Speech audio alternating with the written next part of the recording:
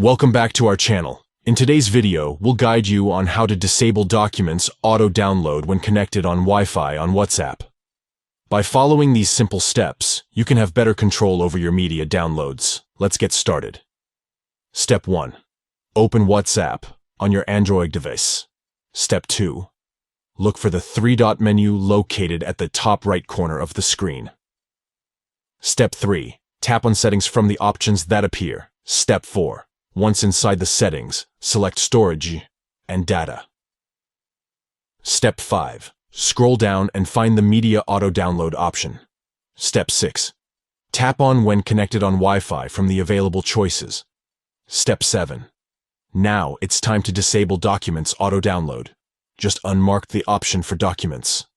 Step 8. Finally, tap OK to save your changes. By following these steps, you can prevent WhatsApp from automatically downloading documents when you're connected to Wi-Fi. This can help you save storage space and have more control over your downloads.